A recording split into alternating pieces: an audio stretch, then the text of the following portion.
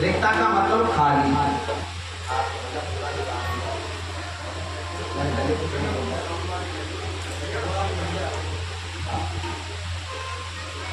तो नौवीं जो तिथि है रिक्ता तिथि है।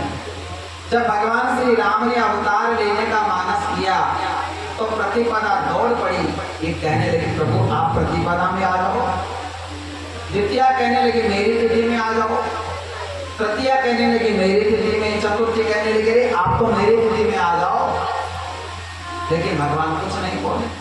पंचमी ने कहा चलो ठीक है आप पंचमी में आ जाओ। षष्ठी ने कहा महाराज पंचमी के पास मत जाओ, षष्ठी के पास आ जाओ।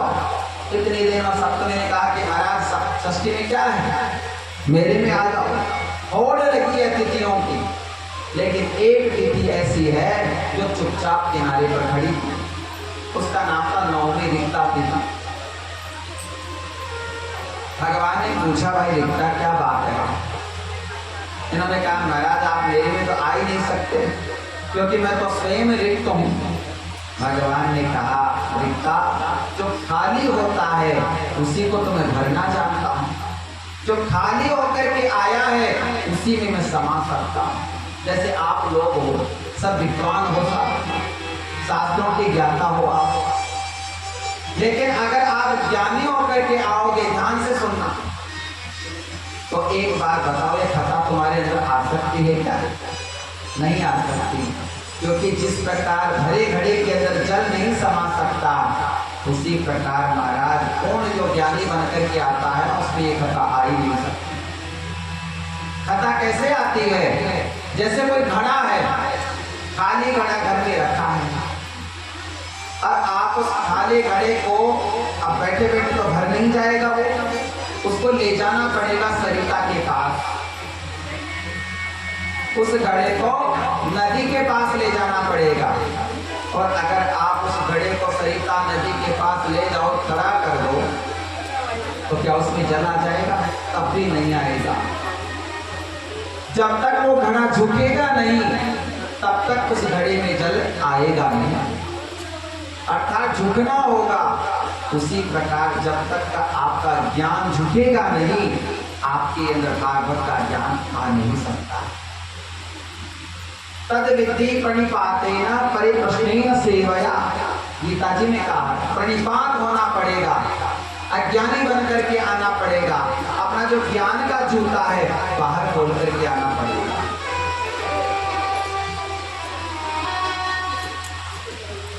तो सभी तिथियों ने कहा प्रभु मेरे पास आ जाओ, लेकिन नौवीं तिथि जो खाली थी, भगवान ने कहा कि मैं नौवीं तिथि में अवतार लूंगा। अब देखो नौवीं तिथि में भगवान क्यों आए? नौ का पहाड़ा सबको आता होगा, नौ की टेबल सबको आती है, तो जो महाराज नौ का जो अंक है ना बंधुओं, ये पूर्ण अंक है। इस पूरे पहाड़े के अंदर पूरा पहाड़ा बोल लो, पूरी टेबल बोल लो, इसके अंदर नौ के नौ ही आएंगे। कैसे? जैसे 9 एकम 9, 9 दूनी 18, 1 और 8 कितने हुए? 9, 9 की 27, 2 और 7 कितने हुए? 9, 9 चौक 36, 3 और 6, 9 पंजे 45, 4 और 5, 9 छिके 54, 5 और 4, 9 7 63, जोड़ते जाओ आप, 9 8 नमा 81 और 9 दाएं 0 का मतलब होता है। बताओ 9 की टेबल के अंदर 9 के पहाड़े में सिर्फ महाराज 9 ही आता है, अर्थात पूरा अंक है 9 का। इसलिए मेरे गोविंद ने, मेरे प्रभु राम ने नौवीं तिथि को अवतार दिया। तो महाराज कल आपने श्री रामचरित्र श्रवण किया, फिर उसके बाद में कृष्ण चरित्र में आप सबने बाल लीला का श्रवण किया। तो आइए, तो कृष्ण चरित्र में प्रवेश करने से पूर्व तो सबको पहली बार ले जाना है, तो सांवरिया है, तो सांवरिया में पहली बार वही लीला करना है, इस पार से उस पार। तो आइए कन्हैया के चल पहली बार भजन गाते हैं।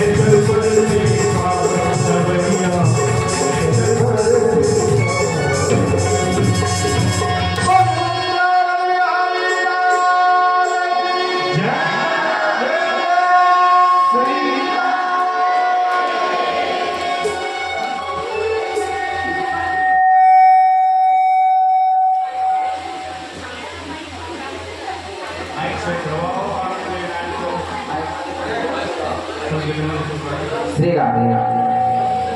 आप सभी समाहित चित्त होकर के आप सभी श्रीमद् भागवत महापुराण के पावन प्रसंगों का आनंद लेंगे। कल आप सभी ने श्रवण किया नंद महोत्सव। श्री वसुदेव जी के यहाँ एक लाला का जन्म हुआ और जब वो महाराज अपने उस लाला को गोकुल में ले जाकर के नंद राय जी की सुलाते हैं और वहाँ उनके यशोदा जी की लाली का जन्म हुआ। उस लाली को लेकर के आए, कहते गए थे तब तो फाटक दरवाजे सब खुल गए थे, पहरेदार चौकीदार सब सो गए थे, लेकिन जैसे ही उस कन्या को लेकर के आए, अंदर प्रवेश किया जेल खाने में, कहते फाटक अपने आप बंद हो गए, बेड़ियां लग गई, पहरेदार जाग गए और उस कन्या ने रोना शुरू कर दिया। इधर पहरेदार जाग गए, अरे हो गए हो 8 बजे हो गए हो, सब जाकर के कंस को समाचार दिया। महाराज उसका इंतजार कर रहे थे ना कि आपका 8वां वसुदेव जी का, देवकी का 8वां पुत्र काल होगा, उसका जन्म हो गया। कंस ने नंगी तलवार उठा करके दौड़ पड़ा वहां से। देवकी मैया उस कन्या को स्तनपान करा रही थी और वो कंस वहां जाकर के उस कन्या को छीन लिया। देवकी मैया ने हाथ जोड़ा, कहा भैया ये तो कन्या है, पुत्र नहीं है। इन्होंने कहा पता नहीं कब पुत्री पुत्र हो जाएगा। तो छीन करके जैसे शिला पर पटकना चाहा तो छूट करके आकाश में चली गई। और उसने महाराज कहा आकाश में जाकर के, अरे दुष्ट कंस, तू मुझे क्या मारेगा? तुझे मारने वाला तो व्रत 14 कोष में पैदा हो। इसने कहा कहाँ प्रकट हो गया? तो कहा ढूंढ ले। ऐसा कह करके वो महाराज मैया अदृश्य हो गई। कौन थी वो देवी? कहते भद्रकाली मैया, अष्टभुजाधारी, जो आज माता वैष्णो देवी के रूप में हम सब उसकी पूजा करते हैं। जानते हो इस देवी का वैष्णव नाम कैसे पड़ा? कहते हैं कि यहाँ जहाँ पर ये वैष्णव माता है, पहले महाराज इस माता की बलि चढ़ाई जाती है। तो एक बार कुछ वृंदावन के संत यहाँ पर आ रहे और वहां जाकर के इन्होंने सोचा कि भैया इतने दूर से चलते चलते थक गए हैं, अपना भोजन बना दो। जैसे ही भोजन बनाने लगे तो एक संत ने कहा कि अरे यहाँ कहाँ जा रहे हो? पास में भी माता जी है, इस माता जी को तो बलि चढ़ती है। तो कहा अरे राम राम, फिर तो हम यहाँ नहीं रुकेंगे। संत उठ करके वहां से जाने लगे। इस भद्रकाली देवी को पता चल गया। भद्रकाली माँ प्रकट हो गई और कहने लगी महाराज आप मेरे यहाँ तक पधारे और आप जा रहे हो इस स्थान को छोड़ करके? तो कहा देखो देवी, तुम्हारे बलि चढ़ाई जाती है और हम वैष्णव हैं, दीक्षित हैं हम। तो दीक्षित व्यक्ति जो वैष्णव लोग होता है, ये मांस मदिरा की महाराज कोसों दूर रहता है और तुम्हारी ये चढ़ता है। तब माता ने कहा अगर मैं ये सब छोड़ दूँ तो कहा कि हम ऐसे नहीं मानेंगे, तुम्हें दीक्षा लेना पड़ेगा, वैष्णवी दीक्षा लेनी पड़ेगी, तब हम माने। तब कहते उन संतों ने कंठी बांधी माता देवी के, गुरु मंत्र दिया, तब महाराज वैष्णवी दीक्षा मिली। इस कारण से भद्रकाली का नाम वैष्णो देवी हो गया। बोले वैष्णव माता। बंधुओं, ये हमारी जो वैष्णव परंपरा है, हमारे जो निम्बार्क परंपरा है, अभी से नहीं है निम्बार्क परंपरा।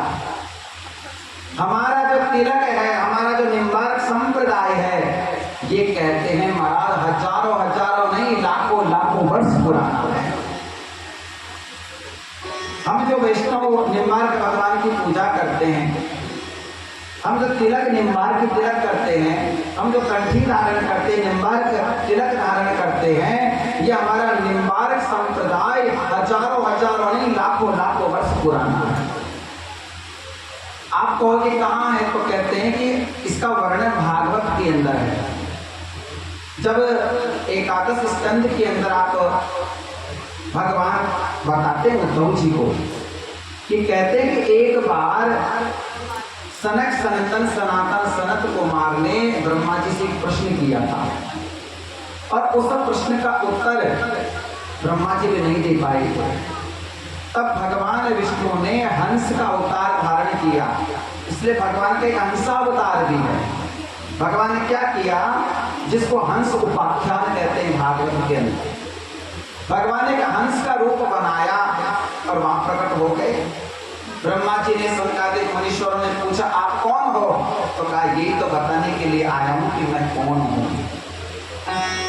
बंधुओं, हम कौन हैं? अगर मैं आपसे प्रश्न करूं कि आप कौन हो, तो बताओ इसका उत्तर आप क्या दे सकते हो? मैं पूछूं आपसे आप कौन हो, आप कहो कि मैं शरीर हूं, तो फिर मैं कौन है?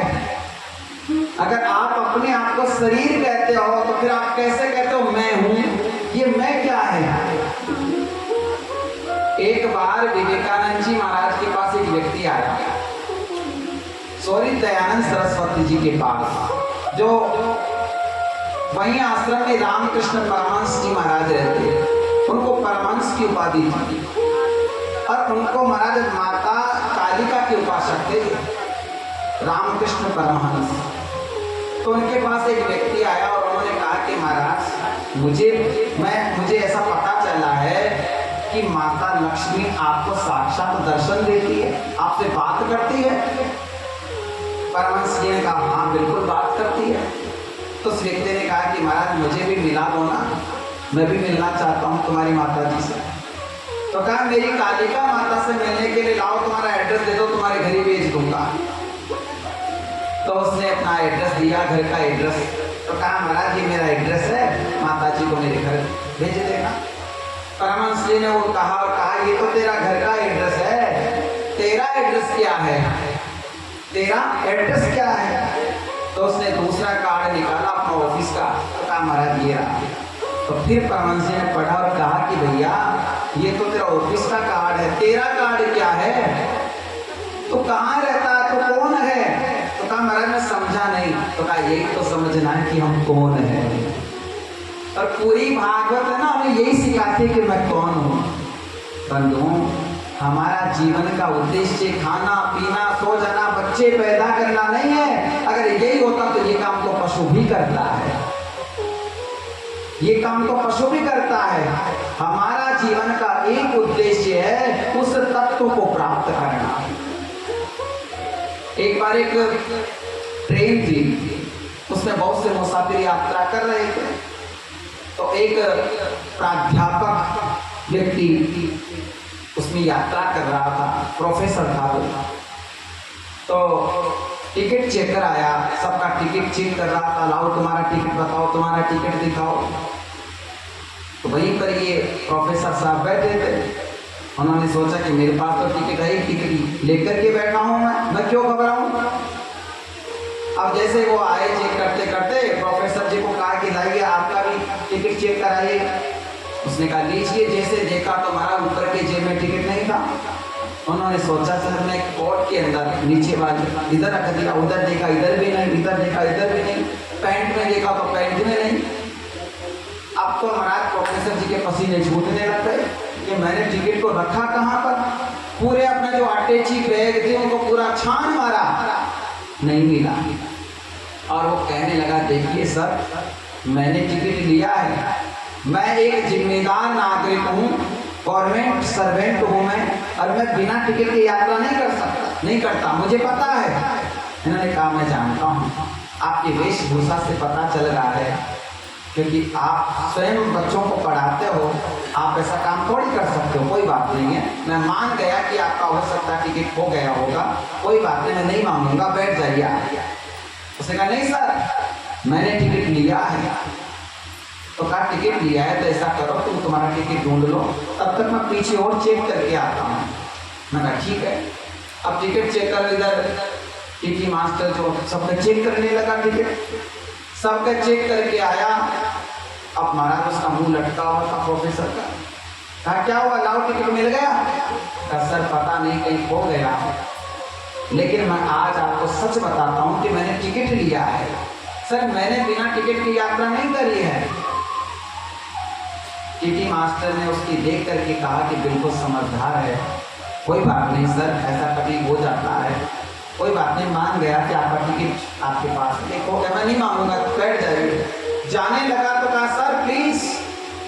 कहा क्या हुआ, मुझे ये तो बताइए उतरना कहाँ है, मुझे ये तो बताइए उतरना कहाँ है। तो देखो यही तो बात सिखानी है तुम्हें, ये जीवन की यात्रा है। हम जो बैठे हैं हम सब जीवन की यात्रा में बैठे, जीवन की ट्रेन है और जीवन की ट्रेन चल दी।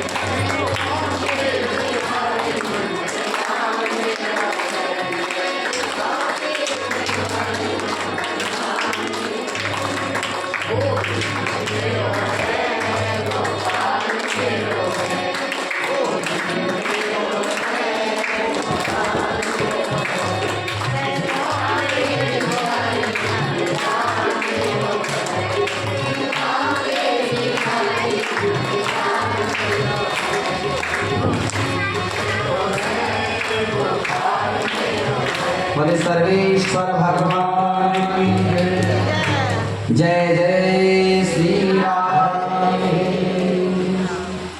तो देखो ये हम जो यात्रा कर रहे हैं हमारा जीवन भी एक यात्रा है। अब हमारे जीवन की यात्रा का अंतिम लक्ष्य क्या है ये हमें पता होना चाहिए। आप कहोगे कि महाराज हमने टिकट कब लिया था, तो महाराज जब हम टिकट वहां से लेकर आए ऊपर से, जब हम जीवन आए ना धारण करके, तो भगवान ने हम सबको टिकट दिया है। क्या टिकट दिया है? भगवान ने टिकट के रूप में कहा था कि देख भैया तुम मुझे मत भूल जाना, तू यहाँ से जा रहा है तुझे यही आना है, सही है ना। और जैसे आते जीवन की यात्रा में बैठते हैं और महाराज हमारा टिकट खो गया, और जिसका टिकट खो जाता है आपको पता है फिर काले कोट वाले क्या करते हैं, वो काले कोट वाले आते हैं और कहते ला टिकट बता।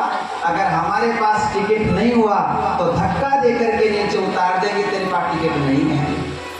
तो बंधु इसी प्रकार हम सबका एक उद्देश्य एक टिकट है। क्या टिकट है? उस परमात्मा को प्राप्त करना। हमारा एक टिकट है कि हमने जिन भगवान ने हमें इतना बड़ा सुंदर शरीर दिया है, प्रत्येक इंद्रियों से महाराज उसका सदुपयोग करना। क्योंकि ये धर्मशाला है, क्षितिजल पावक गगन समीरा, ये 5 तत्वों का हमारा जो शरीर है धर्मशाला है। अब धर्मशाला में व्यक्ति आप जानते हो कितनी देर ठहरता है? 1 दिन 2 दिन, एक ना एक दिन तो धर्मशाला खाली करना पड़ेगा ना। और आप ये कहोगे नहीं महाराज हम तो खाली नहीं करेंगे, तो बताओ ये कोई बात हो सकती? धक्का देकर के बाहर निकाल दिया जाएगा? तो पहले से तैयार रहो ना कि एक दिन तो खाली करना ही करना है इसको। भाई सबको पता है, कल बताया था जब परीक्षित जी महाराज ने को श्राप लगा था प्रथम दिवस में, तो इन्होंने कहा था कि महाराज मेरे पास तो 7 दिन है, तो हमारे पास भी तो 7 दिन है। रवि सोम मंगल बुध गुरु शुक्र शनि, ये 7 वार हैं, हमारी मौत इन 7 वारों में से ही होगी बंधु। अब हमको ये पता नहीं है कि जिस दिन हमारी मौत होगी उस दिन रविवार होगा, बुधवार होगा या शुक्रवार होगा। मौत तो 7 वार में है, इसका मतलब मृत्यु तो निश्चित है। जिस प्रकार एक दुल्हन तैयार होती है महाराज अपने पति को प्राप्त करने के लिए सजती है, संवरती है, उसी प्रकार हमको भी रोज तैयार होना चाहिए। पता नहीं महाराज कब लेने के लिए गाड़ी आ जाए और हम ले जाएं, तैयार रहना चाहिए पहले से ही। और जिस प्रकार महाराज वो डोली में बैठ करके जाती है, हमारी भी तो चिता की डोली तैयार होती, फिर हमको नहलाया जाएगा, चंदन लगाया जाएगा, कंठी पहनाया जाएगा, तो पहले से तैयार रहना चाहिए। महाराज पता नहीं कब आगे से बुलावा आ जाए कि आ जाओ तुम, तैयारी करनी चाहिए। लेकिन हम मौत की तैयारी कहाँ करते हैं? आपके जीवन की तैयारी करते रहते हो लेकिन मौत की तैयारी करते ही नहीं हो। बंधु ये भागवत जो है ना मरना सिखाती है। तो मैं बता रहा था आपको कि उस समय हंस का रूप धारण करके भगवान प्रकट हो गए, और जब उनका उत्तर कोई नहीं दे पाया, ये बात मैं बता रहा हूं कि मैं कौन हूं, इसका उत्तर दिया भगवान हंस ने, जिसको कहते हैं हंस उपाख्यान, एकादश स्कंद में है। तो जब इसका उपदेश किया सनकादिक मुनीश्वर प्रसन्न हो गए, और भगवान ने क्या किया, ब्रह्मा जी ने उनको एक डिब्बी दी, उसमें शालिग्राम शिला थी। शालिग्राम शिला थी जो सर्वेश्वर भगवान की प्रतिमा थी, उसके अंदर सर्वेश्वर भगवान की प्रतिमा। तभी तो हम बोलते हैं सर्वेश्वर भगवान की। ये सर्वेश्वर कौन है? ये भगवान राधा और कृष्ण का स्वरूप के रूप में प्रतिमा थी उनको, और वही प्रतिमा ब्रह्मा जी ने सनक सनंदन सनातन सनत कुमार को दे दी। और एक दिन नारद जी उनके आश्रम में आ गए सनकादिक में, और वही जो शालिग्राम शिला थी सनकादिक मुनीश्वरों ने नारद जी को दे दी। और जब नीम गांव के अंदर एक नियमानंद जी नाम का व्यक्ति हुआ, जिनका आगे जाकर के निम्बार्क पड़ा, और हमारी परंपरा बन गई कि निम्बार्क कहते हैं कि जो नियमानंद जी थे अपने आश्रम में रहते, इनकी माता का नाम था जयंती और इनके पिताजी का नाम था अरुण। एक बार क्या हुआ कि इनके आश्रम के अंदर नारद जी आ गए। ये निम्बार्क कौन है? ये निम्बार्क है भगवान विष्णु का जो सुदर्शन चक्र है ना, आपने देखा होगा निम्बार्क भगवान को होते, उसके आगे सुदर्शन चक्र भी होता है, शंख भी होता है, क्योंकि ये सुदर्शन के रूप है। और इनको नारद जी ने क्या किया, वो जो डिब्बी थी ना जिसमें निम्बार्क भगवान थे, जिसमें सर्वेश्वर प्रभु थे, वो दे दिया। और महाराज उसी के चलते एक दिन ब्रह्मा जी को पता चला कि इसकी परीक्षा ले बालक ये कौन है। तो कहते सायंकाल के समय, संध्या के समय ये पधारे और कहा कि बेटा मैं भोजन कराओ। इन्होंने कहा बैठिए महाराज। इन्होंने कहा संध्या का समय है, संध्या के समय हम भोजन नहीं करते। तो कहते हैं इस नियमानंद नाम के बालक ने, जिनकी अवस्था 5.5 साल की, नीम का पेड़ था और नीम के पेड़ के अंदर महाराज अपनी सुदर्शन चक्र से सूर्य को प्रकट कर दिया और कहा महाराज कौन कहता सूर्यास्त हो गया, देखिए नीम के पेड़ के पास देखो सूर्य है भी तो। और जैसे ही महाराज ब्रह्मा जी ने देखा नीम के पेड़ के पास अभी तो सूर्य नारायण उदय हो रहे हैं और इनका नाम पड़ेगा नीम प्लस अर्क। अर्क नाम है सूर्य का, जो नीम के पेड़ के साथ में उन्होंने अर्क माने सूर्य का दर्शन करा दिया। इस बालक नियमानंद का नाम पड़ गया निम्बार्क। तब से हम निम्बार्क भगवान की पूजा करते हैं। बोले निम्बार्क भगवान की। यही निम्बार्क भगवान इनकी वैष्णव परंपरा में आगे बढ़ते बढ़ते बढ़ते बढ़ते आज वर्तमान के अंदर जो सर्वेश्वर प्रभु हैं, श्री श्यामा शरण देवाचार्य जी, जिनको श्री जी महाराज कहते हैं, वो डिब्बी आज भी हमारे वहाँ पर जो जगत गुरु श्री जी महाराज है ना, उनके पास आज भी वो डिब्बी है। तो बताओ हमारी निम्बार्क परंपरा कितनी पुरानी है। तो हमें उस निम्बार्क परंपरा का, उस सर्वेश्वर परंपरा का पालन करना चाहिए।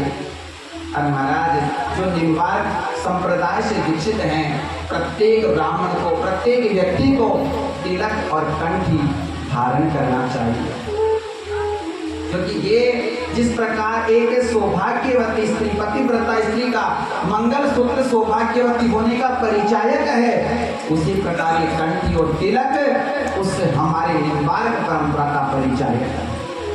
हमें करना चाहिए, तुलसी की कंठी धारण करना चाहिए। तो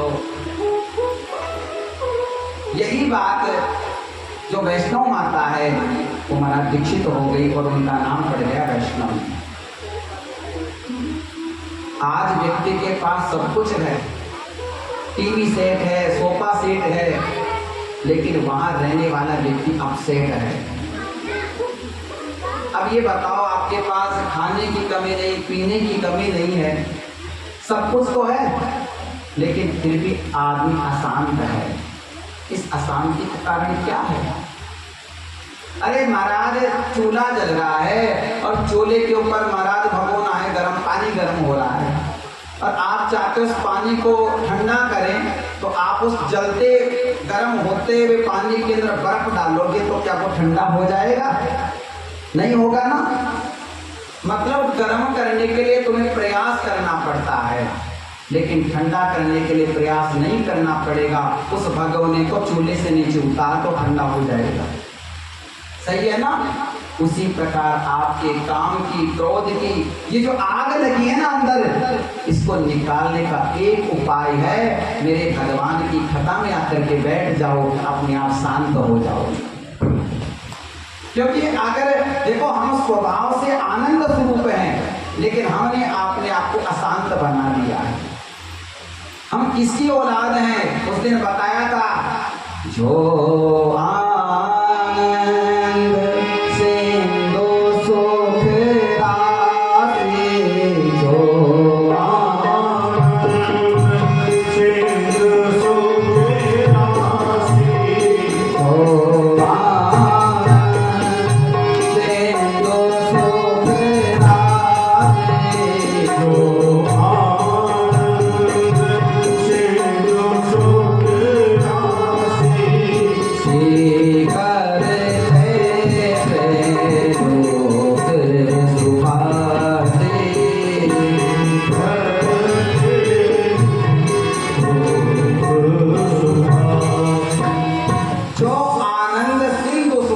जी, सिंधु कहते समुद्र को। जो आनंद का समुद्र है हम उसके अंश हैं, क्योंकि ईश्वर अंश जीव अविनाशी। और हम क्या हैं? स्वभाव से महाराज अशांत हैं, बल्कि स्वरूप से महाराज अशांत नहीं है। अब एक बात बताओ, अगर मैं आपको कहूँ गुस्सा रहो, क्या व्यक्ति 24 घंटे गुस्सा कर सकता है? नहीं कर सकता, क्योंकि स्वभाव से अशांत हो सकता है, लेकिन वो स्वरूप से अशांत नहीं है, क्योंकि वो उसका अंश है। इसलिए ज्यादा देर तक व्यक्ति क्रोध नहीं कर सकता। तो देखो, कल नंद राय जी को के यहाँ उस लाला का जन्म हुआ और बंधुओं इतना आनंद आया, कहते कि 7 जो महाराज पहाड़ हैं इनके बराबर उन्होंने महाराज अन्न का, वस्त्र का, स्वर्ण का, चांदी का, हीरा मोती सब दान कर दिया। नंद राय जी ने कुछ भी नहीं रखा। ऐसा लगता है जैसे महाराज आज गोकुल के अंदर माता लक्ष्मी साक्षात प्रकट हो गई। दोनों हाथों से लुटा रहे हैं नंद राय जी।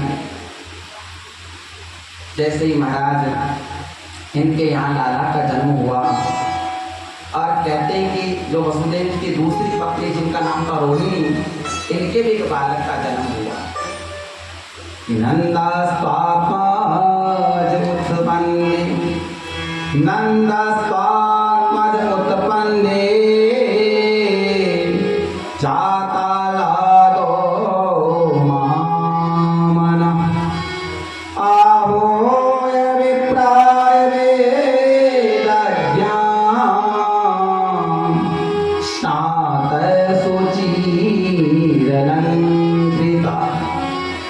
श्री नंद राय जी ने क्या किया? ब्राह्मणों को बुलाया और ब्राह्मणों को बुला करके स्वस्ति वाचन कराया, जात कर्म आदि संस्कार हुए, नाल छेदन संस्कार हुआ, और गोकुल के अंदर बधाई गा रहे हैं, लोग नाच रहे हैं, गा रहे हैं, और क्या कर रहे हैं? जो महाराज मक्खन है उस मक्खन के अंदर हल्दी डाल करके उसका महाराज तेलादि चूर्ण मिला करके गुलाल समझ करके लोगों के लगा रहे हैं।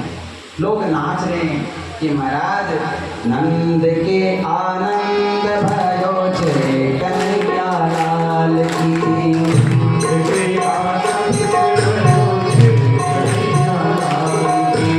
नंद के आनंद भयो छे कन्हैया लाल की,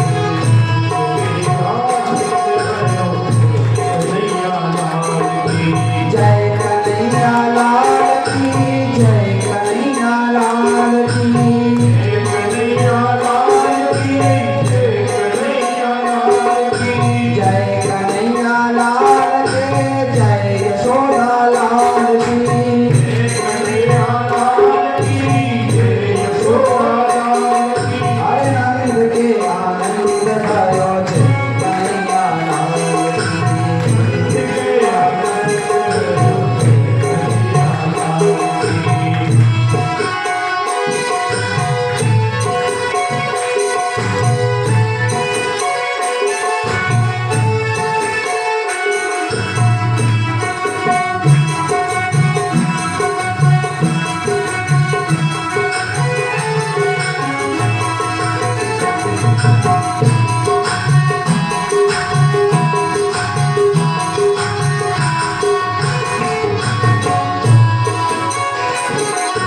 हाथी दीना घोड़ा दीना और दीनी पाल के, हाथी घोड़ा दीना और दीनी पाल के, हाथी दीना घोड़ा दीना और दीनी पाल के, हाथी दीने घोड़ा दीने और दीनी पाल के, चरखा दिया पान दिया और दीने पाल की,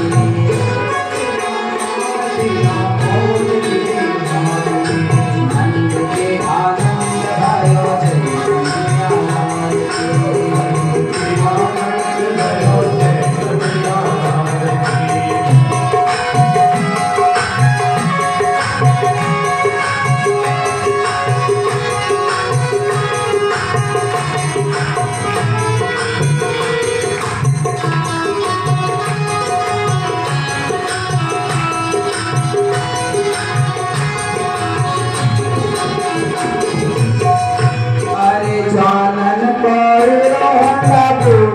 मारे